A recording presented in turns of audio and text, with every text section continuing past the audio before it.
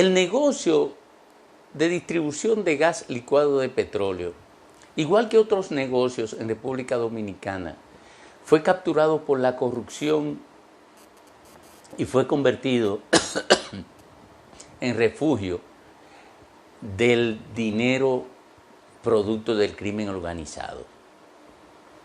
No es que todos los empresarios que están metidos en la distribución al menoreo del gas licuado de petróleo son delincuentes, eso es imposible.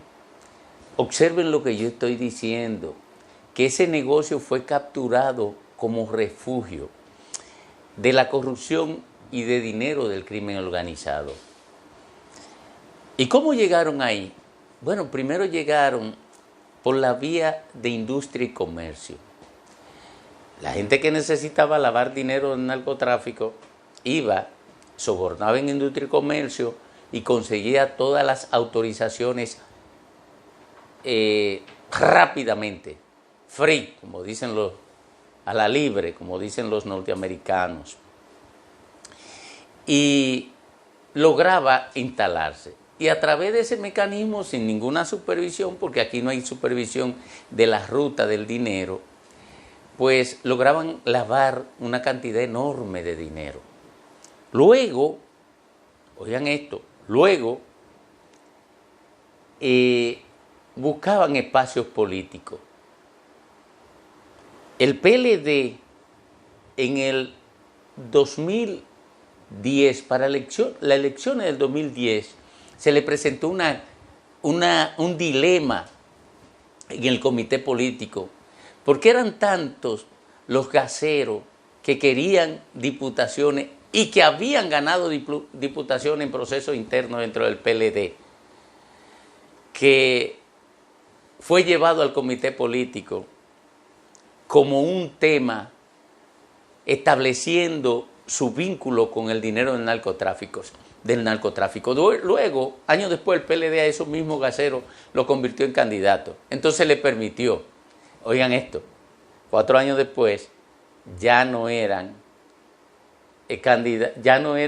lavadores de dinero del narcotráfico, ya no eran cuasi delincuentes, ya eran personas que podían ostentar la candidatura a legisladores en cualquier demarcación. A los 4 años desapareció la razón por la que 4 años antes no lo dejaron entrar. Bueno, eso definió una cultura, sobre todo a partir de los ayuntamientos, de las salas capitulares, que como yo he dicho en otras oportunidades, son el primer espacio de adiestramiento en corrupción que tiene el político dominicano. Ahí se construyen los corrupticos, que luego llegan a convertirse en corruptazos. Bueno, se convierten en una especie de poder local porque adquieren la capacidad de sobornar en los ayuntamientos y sobornaban en industria y comercio, hasta el punto de que los ministros de industria y comercio salían con mucho dinero en muy poco tiempo en este país. Era rarísimo, pero salían con mucho dinero y no tenían que sobrevaluar nada, no tenían que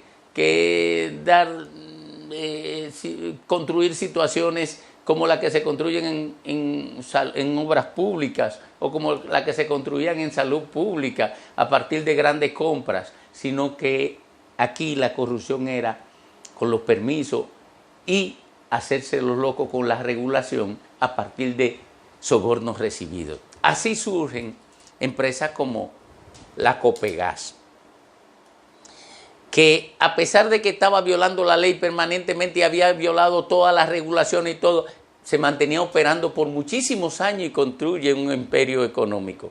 Hoy, esa empresa es perseguida por el Ministerio Público a partir de un desastre que se generó allí a consecuencia de una explosión.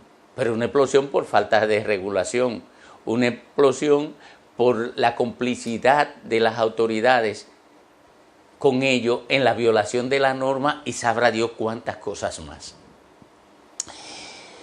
Afortunadamente, en mucho tiempo no había habido reacción del aparato judicial frente a estos desastres, pero ahora hubo reacción.